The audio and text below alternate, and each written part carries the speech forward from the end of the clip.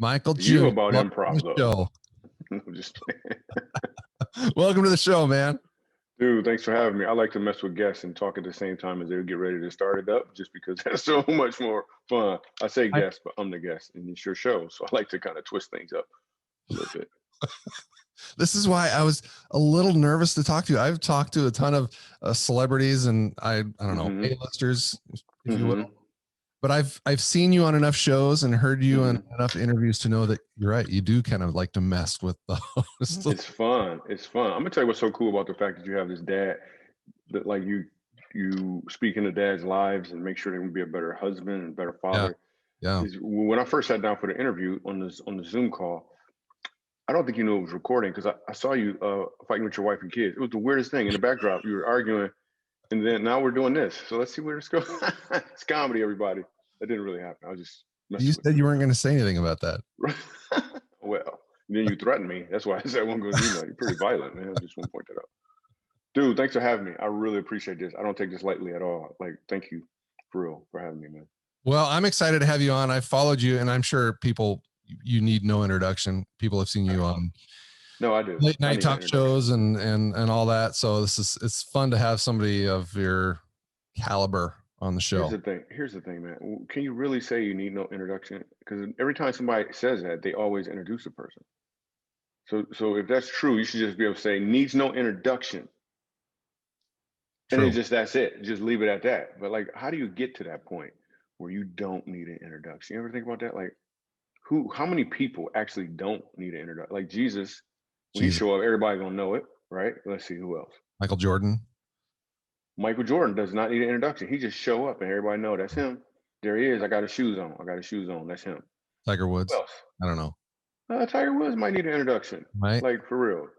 We should probably introduce him to some stuff anyway. Some other people. T.D. Jakes. I don't know. Maybe introduce him to. But yeah. So there's very few people. Michael Jackson probably doesn't need an introduction. Yeah. Michael Jr.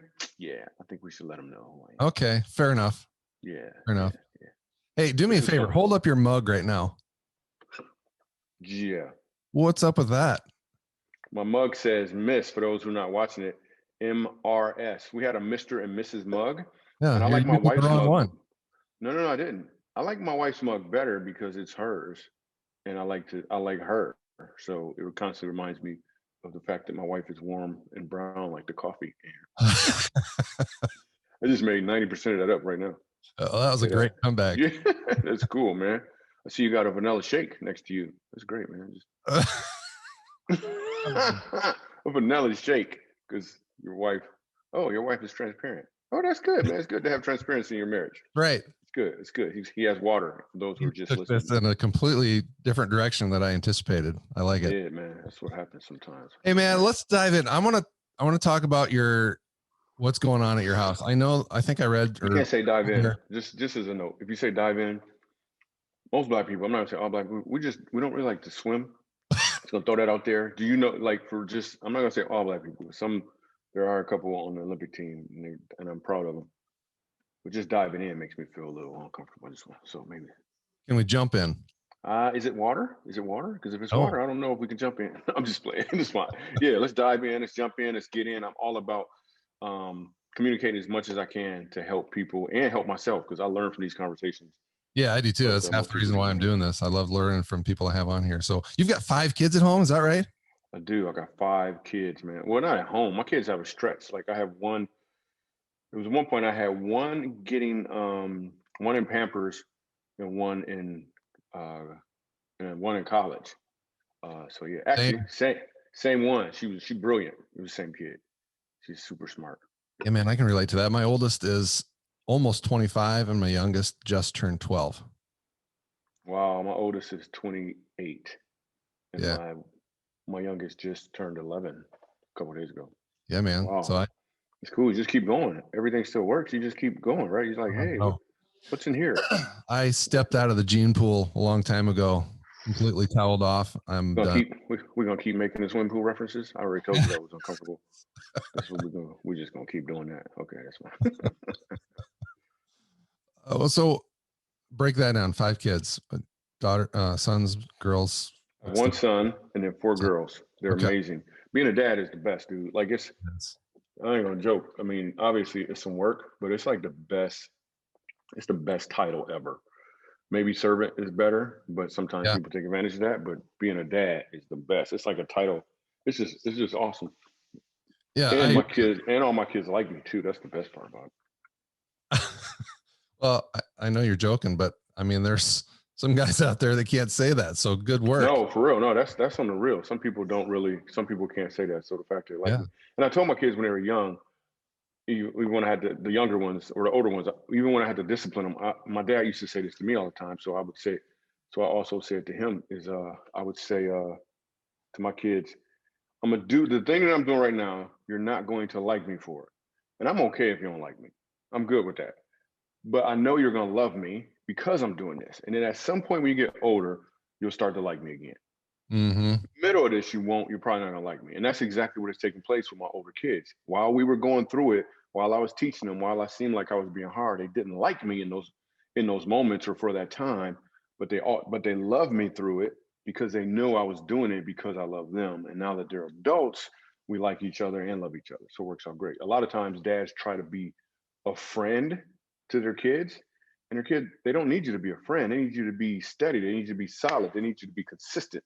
Right. So even when you're consistent in those moments of being consistent and holding your ground after submitting to God, that is, they may not like what you come out the closet with and say, hey, that I was just in my prayer closet, this is what we're gonna do.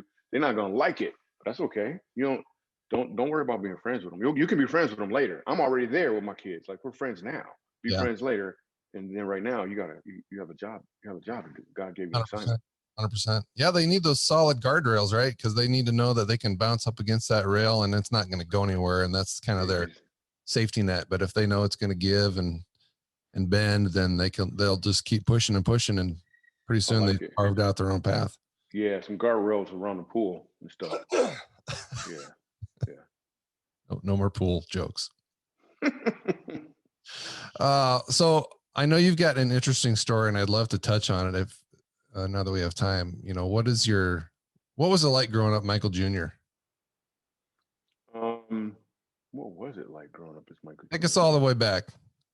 All the way back. Well, my mom was very, very attractive to my dad. I wasn't around yet. I was still hanging out with him. I was a young sperm, but there was a bunch of us. There was billions, really, millions. And there was a swim competition. Not that far back. Not that far back. There was a swim competition, which is crazy because back then I could swim well, but as I pointed out, not so much now. There was that race took place. What? Not that far back. Okay. Not that far. Okay. And then I saw the uterus, and I was like, "Hey, wait, I gotta keep coming forward more day." Okay. So I grew up in Grand Rapids, Michigan, which is great. In fact, that's where they print a lot of Bibles. Like I didn't know that because I never read a Bible when I was in Grand Rapids, Michigan.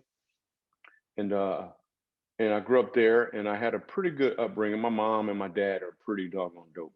I mean, of course, they had their things that took place that weren't comfortable, that weren't great, but that just caused them to grow. And instead of growing apart, they grew together. In fact, they just celebrated. Me and my wife were able to send them to Hawaii right before this whole pandemic hit. I'm talking about a week before. They were back home a week after they shut everything down. So it was great. Wow. But we sent them to Hawaii for their 50th anniversary, which is really, awesome. really cool. And my wife's parents still still together too, so it's pretty dope. And just grew up in Grand Rapids, two awesome parents, and yeah. So and then I got on this podcast with you, man. So that's pretty much the whole. Wow. That's what happened. My parents were preparing me for this moment. They tried to give me swim lessons, but I was like, no, it'll be okay. And then you brought it up. So it was just Like, weird. listen, son, in 2021, you're going to be on Fired Legacy Podcast. Yeah. So did you grow up? It doesn't sound like you grew up in the Christian faith. Is that right? No, not at all, man. My dad was forced to go to church, and my grandmother would take me to church. She would force me to go, and it lasted 6 hours, and it was miserable. And it was people yelling and screaming, and I'm 7, and nobody's teaching me what's going on. It's just a bunch of noise, and I didn't understand any of that stuff, man. And then when I turned around 14, instead of forcing me to go, my grandmother she gave me an option. She said, do you want to go? And I was like, you mean to that place where we sit there for 8 hours starving with clothes that are uncomfortable and shoes that don't fit? No, I'm good. So I wouldn't go. I was like, I ain't going to church, man. Stuff is whack. So me and my friends just hung out. And so I stayed away from church. And then I would hear testimonies as I grew up about people who were on drugs. And they would say stuff like, I was on drugs and I found Jesus. And I started thinking, well, Jesus must be in the rehab or something. That's what Jesus must be for people who on drugs, or people like, I almost died, then I found Jesus. I was like, oh, well, he must be for them people. Because I didn't, and at this point, I'm saying I'm 20, I don't know, let's say 25. In my 20s, I'm like, I don't drink, I don't smoke, I don't even curse. I stopped cursing when I was 14 just because me and a friend made a dare that we're not gonna curse anymore. So I don't drink, I don't smoke, I don't do any of that stuff I hear about all these testimonies. So Jesus must be for them people who got them problems. It's not for me. So that was my whole tone and attitude. You thought you were good to go and you didn't need him. I didn't even know who he was. I don't even know why you would need him. I don't understand what need who? What did he do? Yeah. Like none of the stuff even made sense to me. Like people would talk about Jesus, but they would also use it they would use his name when they're mad and angry, or people would have a crucifix on their neck.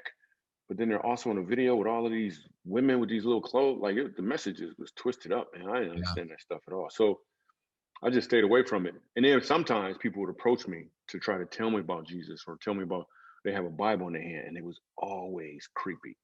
There are some creepy Christians out there. There are. Creepy. Yeah. If you're listening right now and you don't know any creepy Christians, that's because it's you. You are the creepy Christian. Just like, why your voice got to get all weird when you talk about the Lord? Can I tell you about Jesus? Can I tell you about the Lord? What is wrong with your voice? So all of that stuff really together, deep, right? Yeah, all of that stuff just kept me away from. It was just weird. So I think even now that I know who God is and I love God, that I'm digging into His Word constantly, I'll probably read the Bible. Last year I read it twice. Like I'll read the Bible at least 2 years. I mean, twice a year. But now that I'm digging into His Word, know who He is, know what He has for me, and I'm super curious to find out what I don't know, which is probably the other 99.74% of the Bible, let alone God. Now that I understand that, I understand that God He really used everything, even those weird, creepy people and those situations and all that stuff, to prepare me for how to communicate His love in a completely different way, which is through comedy. Yeah. I get to use comedy. I can see that the drapes don't match the carpet and talk about it. Nobody else is talking about it. And I can do it in a way that's helping people understand that God is an awesome God in a really cool way. So, because He is. So yeah, man, that's how I yeah, and comedy brings people together. So I think it's a great avenue to reach people that way. This podcast is part of the Edify Podcast Network. Edify is a faith-inspiring app that brings together thousands of the best Christian podcasts in one place for your listening enjoyment. Cut through the noise and grow your faith by diving into the world's top Christian podcasts today. Download the Edify app for free from the App Store or Google Play, or by going to edify.app. That's EDIFI.app. So you didn't grow up in the church. How did you find your faith then? What was there, like a moment in time? Oh, it's the same for Black people as it is for white people. So you believe in your heart and confess with your mouth, and then no. So what happened was I was in New York City. I talk about this in the book in detail. In fact, when I wrote the book, when I wrote Funny How Life Works, it caused me to really dig in to exactly what was going on at that time. So I was doing a show in New Jersey. I was living in New York. I had a show in New Jersey with this dude named George Wallace, and I just met him. And he invited me to do this show, and I'm like, yes. And I was broke. I had no money. When I say broke, I had $3.12 to my name. I was living in, my address was 1997 Lumina Drive, which was a Chevy Lumina. So I didn't have any money. Like I was doing really, really bad. Anyway, so he invites me to the show. I get to the show. I didn't know who his best friend was. I get there, it's Jerry Seinfeld. We do 2 shows, and I got 2 standing ovations. And then afterwards, the club manager invites me to church. And I was like, dude, you tripping. As soon as he said church, my feet started hurting again, like when I was 7. I was like, I ain't going to church, man. You gonna back up? I'm like, no, I'm cool. And then his fiance, who was beautiful, talking about beautiful, she asked me the same question. She had this accent. She was like, Michael Jr., would you like to go to church with us? She was all beautiful and stuff. And I was like, yeah, I was just looking for a church, man. Shoot. Yeah. I mean, absolutely. So I go to this church for the wrong reasons. And this dude is on stage. It's Christian Culture Center. And this guy's on stage, A.R. Bernard. He's talking about Jesus. And he's just talking. He's not screaming. He's not yelling. He don't got no perm or anything. He's just talking about Jesus. And then he did this thing. He did like an altar call. And he said, if you want Jesus in your life, all you have to do is believe in your heart, confess with your mouth, and Jesus is yours. And I really wanted to do it. Like I really wanted to, but I was like, nah, man, I don't know what this stuff means. There's some creepy people out there. So I told myself I'd read the Bible first. Now I graduated high school reading at almost a 4th grade level. I had my self-test when I got out of high school. So reading was not a fun thing. Like I had never read a book from cover all the way through ever until I picked up the Bible. Wow. So I started reading this Bible and I got to the part I'm reading and I'm going to church. So I'm putting in like 14, and I really want to get my life over to Jesus. But I told myself I'd read the Bible first. Now you don't have to do this for the listeners. You don't have to do this, but I just wanted to know what I didn't know. Like I just didn't know. So I'm reading the Bible. I'm putting in like 14 hours a day, right? 12 hours a day reading the Bible. And I got to the part in Matthew where it said Jesus died for me. I didn't know until I was 27 years old. Literally until I read it right there. I did not know that Jesus died for me till I read it in Matthew. I had no idea. Then I turned to Mark and he died again. I'm like, what in the world is going on? And Luke and John, literally, I thought, like for real, I wish I wrote this as a joke, but it's just for real. I actually thought Jesus died 4 times. I got to John, I'm like, why are you going back in the garden? You know what's going to happen. I don't understand this. So I finished reading the Bible. It took me 33 days to read the Bible. I finished That's it up. pretty impressive. I run up to the altar like during the announcements and gave my life over to Jesus. Now I understand. I used to just think I was funny, but I understand now that I'm funny for a reason. Like there's a reason that I have this gift, this ability to make people laugh, and even being on all of these late night TV shows and doing all of these TED Talks and even writing the book, Funny How Life Works. All of this stuff is just a tool that God has given me to reach people in a different way. Yeah, man. Yeah, we're all designed with a purpose in mind, right? And it's absolutely it's amazing when you can stumble onto your purpose, because then work doesn't feel like work and you're running on all cylinders, and life feels much more fulfilling. Yeah, absolutely. Yeah, that's so. Well, I would imagine, I'm speculating here, but in the industry that you're in, there's a lot of temptation to not profess your faith and be as public about it as you have been. And I know it's not necessarily present in all of your comedy acts, but you don't hide it. So yeah, I don't like. Oh, go ahead. Well, I was just gonna say, what sparked your decision to be comfortable to do that, to kind of go against? Well, I think it's more of a decision to allow uncomfort to cause you not to do it. So I don't specifically go around like. There's not a circumstance that I won't share my faith, and there's not a circumstance that I will. What I mean is, whatever God wants in that scenario. So, for example, I mentioned in the book, there's a story in the book, I don't know if you got to this chapter or not, but where I talk about an encounter that I had when I did a show with George Carlin and Michael Richards, the guy who plays Kramer from Seinfeld. And some friends of mine said, hey, well, you know that George Carlin is an atheist, right? And I was like, okay, what does that mean? I'm sure I've worked with a bunch of atheists before. I'm like, and they're like, dude, what you gonna do if y'all start talking about Jesus? Well, first of all, chances of us talking about God in a green room comedy club is pretty low. But I get in details in the book. That's actually what really ended up taking place. But it was in a different way that people weren't expecting. And then George Carlin, actually, when I went there, we did the show. He went on first. He went on before me, I should say.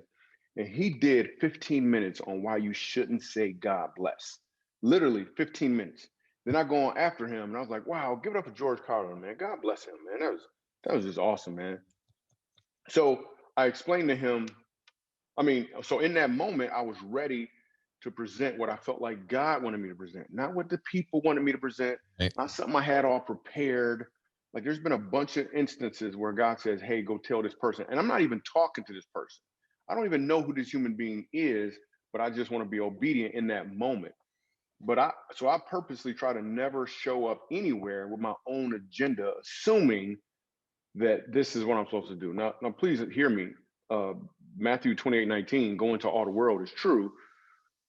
But he's saying go into all the world. He's talking to everybody to go into all the world. I'm going to go exactly where he tells me to go. And I don't know where that place is until I get there.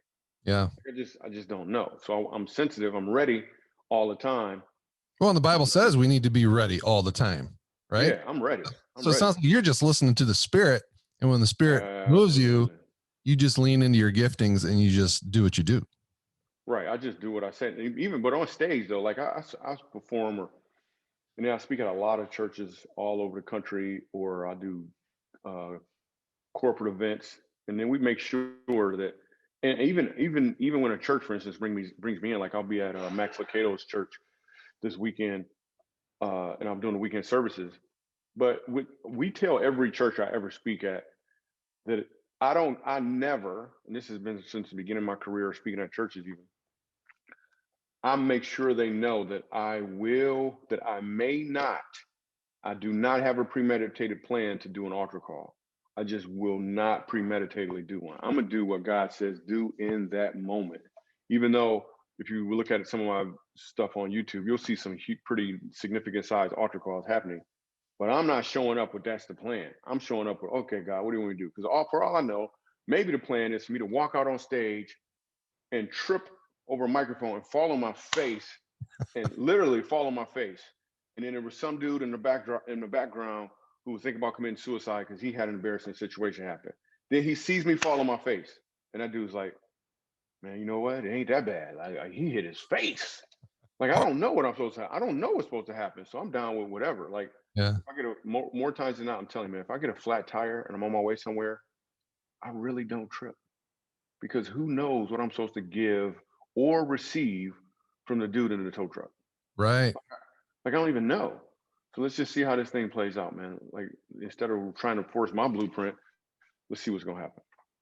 And then I'm sure people listening right now, there's been times where you were somewhere you didn't expect to be and something really significant happened in a great way. Maybe you met your spouse. And now you got these kids as a result of an appointment being canceled and you sitting at this coffee shop instead. Like, I'm gonna let God do his thing. So instead of murmuring and complaining about the way I wanted it to happen, I'm gonna be sensitive to whatever needs to happen, especially if I'm lined up with God. Like if I've been in prayer and I've been in worship, I'm like, okay, God, what do you want? And I can hear, I believe I'm hearing his voice clearly as opposed to the other voices that you always hear that's telling you you're not good enough, then I'm just gonna roll with it. There's 3 ways that I confirm that you can know that it's God speaking to you. There's 3 things that confirm it's God. Number 1, it'll always line up with his word. Yeah. Whatever the thing is you're supposed to do, it will always line up with God's word. Number 2,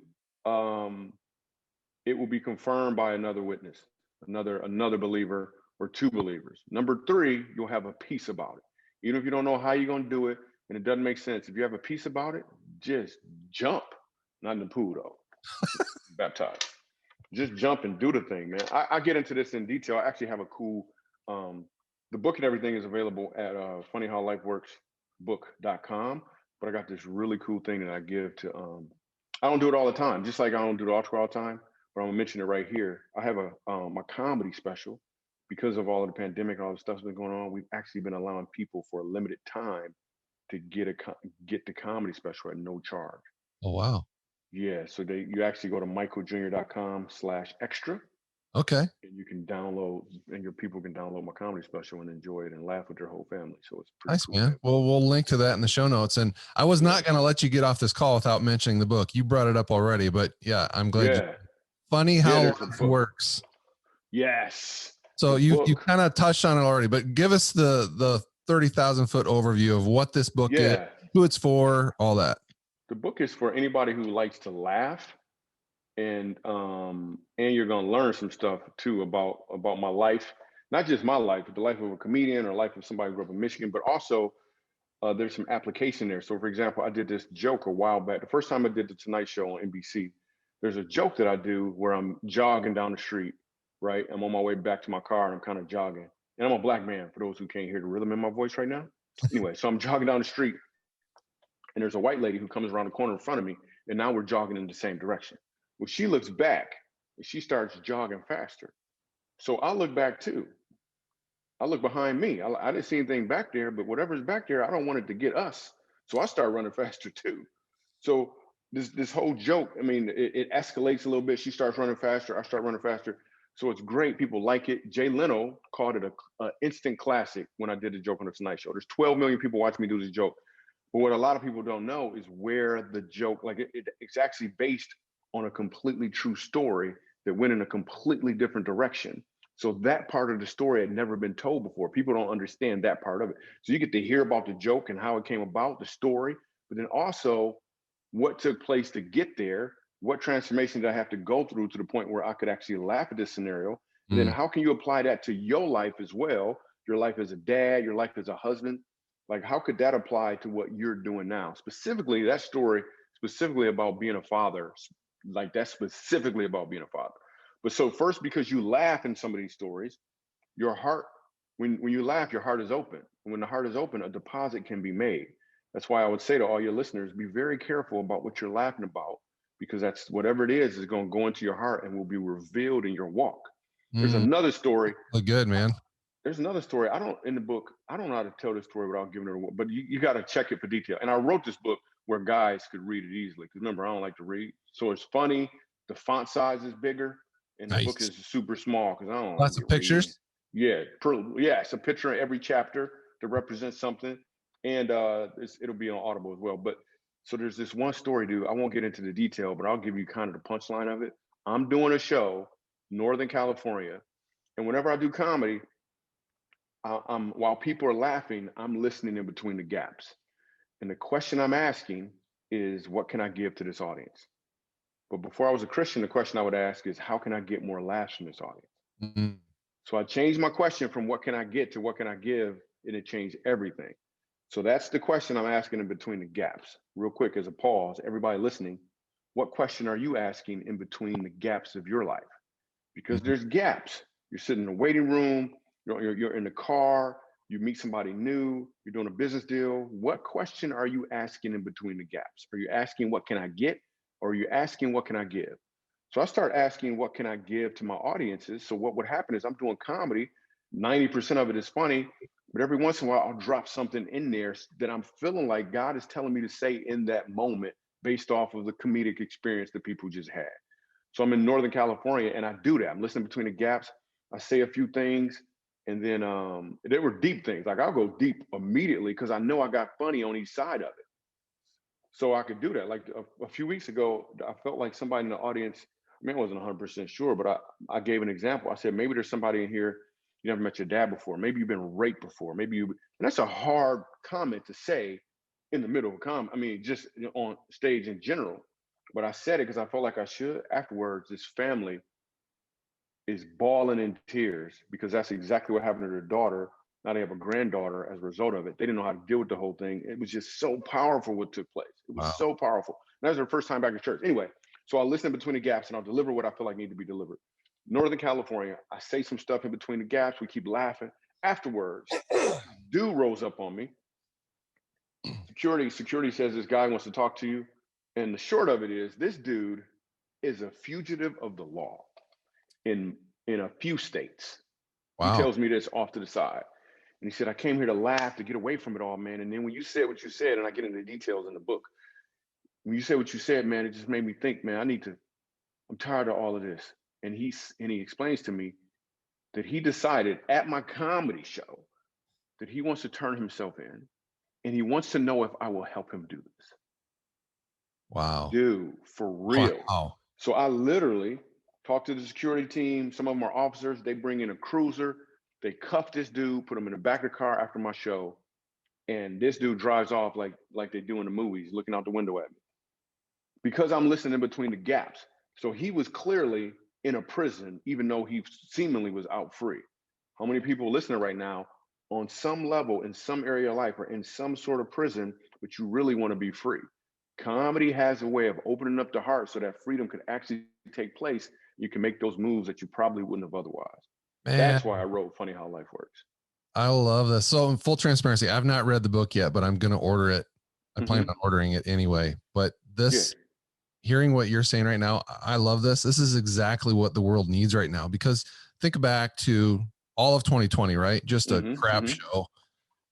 I think that as both of us are Christians, I think we can, I don't know where you fall politically, but just, I think we can all agree that there's a lot of things happening in the world right now that as Christians should upset us. And between that and the pandemic and, you know, people living in fear and desperation, levels of depression and suicide and self-harm are through the roof. Like people living in prisons. I mean, people are literally feeling like that and have for like over a year.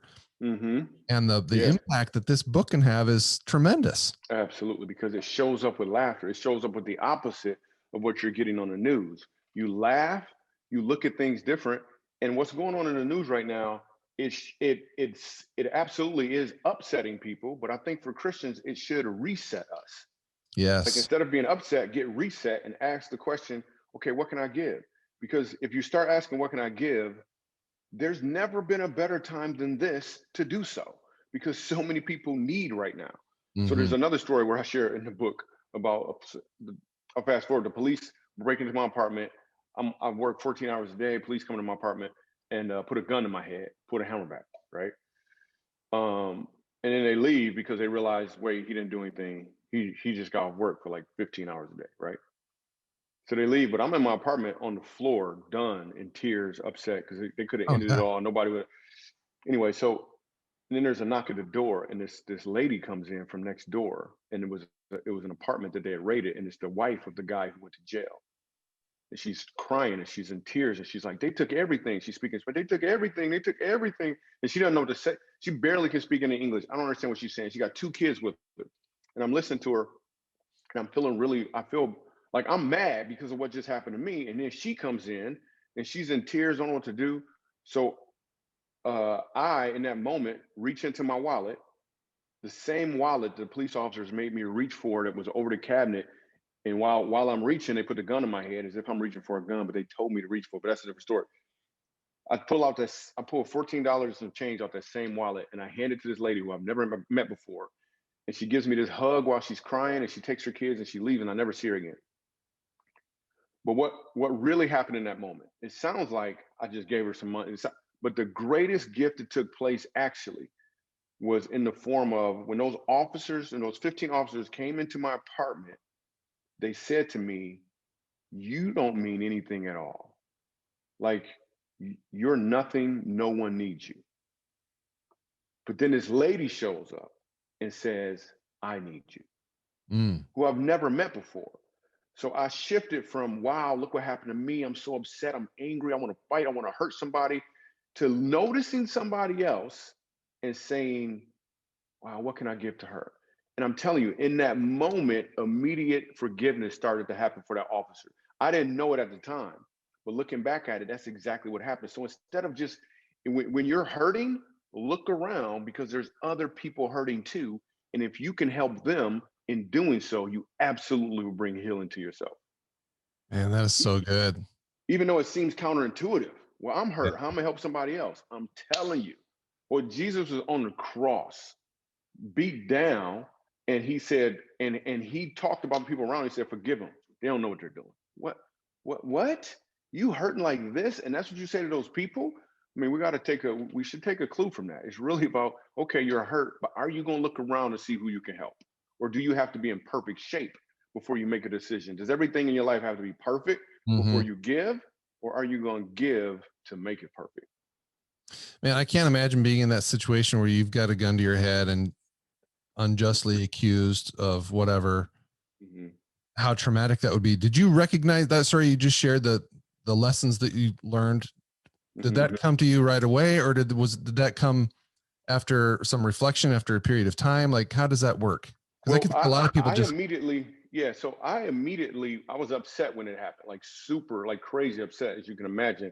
Yeah. But I didn't hold a grudge for officers at all when this happened. Meaning, when I saw another officer, I didn't think back to that. And the officer who put a gun in my head. When I saw another officer later, I didn't think back to that one. I think all officers is just mean. And I just didn't grow up that way. I just didn't feel that way even after that incident. And then even after some other run-ins with officers, I just continued to look at them as isolated incidences. And looking back at it, as I wrote this book, I realized it was because in that pain and in that hurt initially, I found that I did have value because I could help somebody else. So I think that the healing started there, but I wasn't able to see it until I reflected back on it. But I've never had any issues, anything against officers. I think there's a lot of I think there's a lot of people out there who are bad, and they got on all sorts of different uniforms. But it's just because they're hurt. Like hurt people. Like that officer, I think back to the one, I mean, there's a bunch of them in my apartment, but the one particularly who pulled the gun out, like I literally have 5 officers immediately around me, and there's 15 in the whole apartment, and they're all completely around me. And the one officer says, hey, because I didn't have my ID, right? And they wanted me to show them my ID. So that's why so I pull up, I reach in, he says, go get it out of the cabinet. And I'm like, wait a minute, there's 15 people in here. Why you want me to get it? Right. It didn't make sense. Why do I have to reach for it? Yeah. So I reach for it and I give it to him, but he had a grudge against me. I never met this man before in my life. He didn't like me personally, and I never met him before. So he must have had a run-in with somebody who looks like me or has some assumptions, but I refuse to do that. Like I do everything I can to look at a person like their name is Steve or Tom or Mark, as opposed to a white person or a blue or a black person. If there was blue, I'd be like, yo, there's some blue people here. We need to do something about this. So I try to look at them as, I literally do. And I think when we can look at a person by their name as opposed to their title, it immediately makes them more human. So like when the lady came into my apartment, like she was human immediately because I could see the need. Yeah. Now I'm more sensitive to see the need even when people aren't saying it. Like people have needs and they show up differently. Some people may have a need and you don't even notice and they're angry and bitter at you. It's because they have a need. It's because they're hurting. That's why they got that mask on. They cut you off in traffic. If I get cut off in traffic, most of the time, I say, yo, that was a good move. Like if it was actually a good move, like I'm like, oh, snap, I didn't even see you there. That was a good move. Because I don't know where that person is going. I don't know what they got going on. I have no idea that their kid just is in the hospital right now and they made a great move and got in front. Like, I just write a different story when that stuff happens. Most people are like, look what you did to me. I'm like, wow, go on, Melissa, go and get your kid. Like, I try to look at it differently. So that's a healthy perspective. It's just so hard to remember though, isn't it? When you get caught up in the day-to-day, something happens to you to think, there's probably something going on behind the scenes that I don't know about. Well, here's the thing. We assume anyways that there's not. So all you do is choose your assumption beforehand. You know what I mean? Because right now you're assuming that when people get in the car, they assume that everybody's going to drive the way they want them to drive, which is foolishness, right? But if you assume that everyone has someplace to be and people have different urgencies and different things going on in their life, somebody cut you off in traffic, you could actually use that as a reminder to pray for people in general. Like that person literally could be going to meet a loved one at the hospital. So why not pray for that person?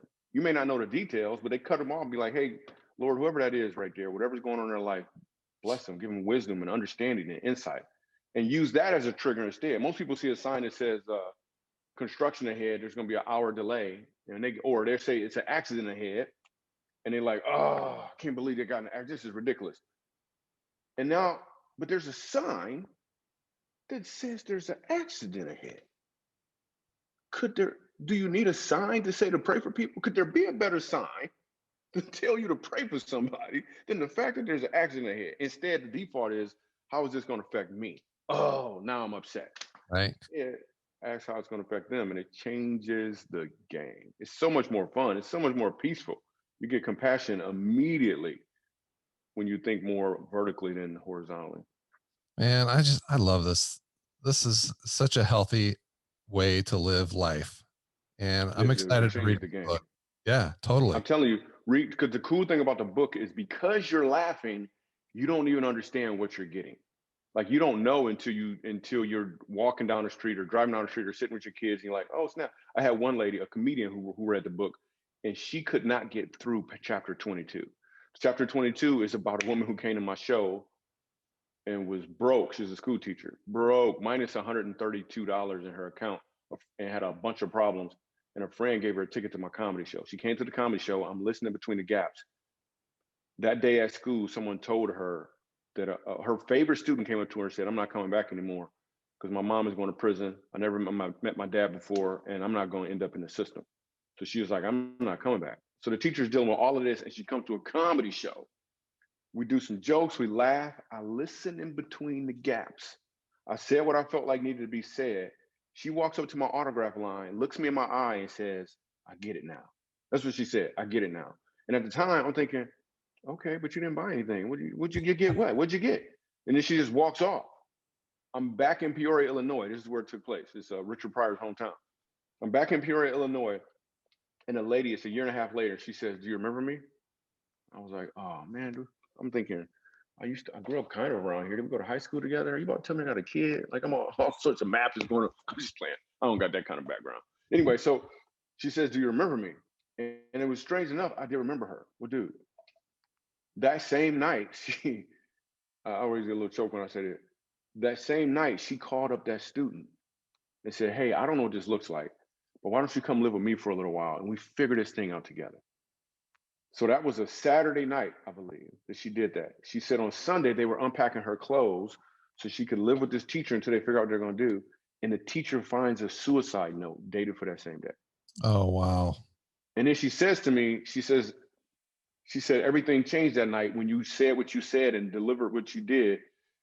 She said, "Since then, I've adopted her and her sister.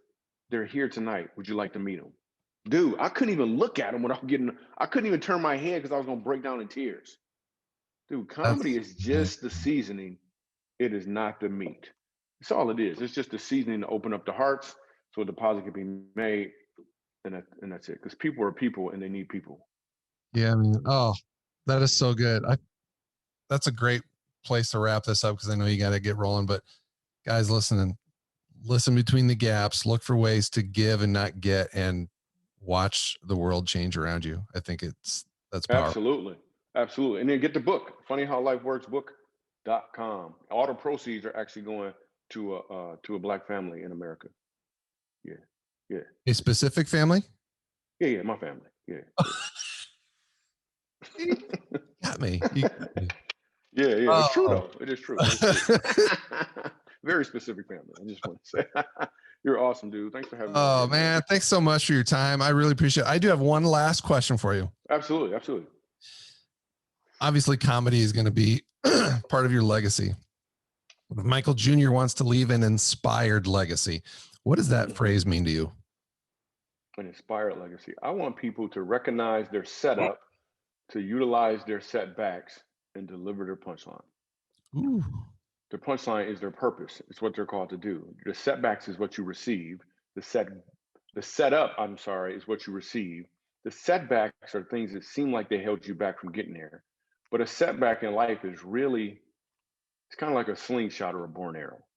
If you think about a slingshot, think about a bow and arrow, the further you set it back, the further it's going to reach.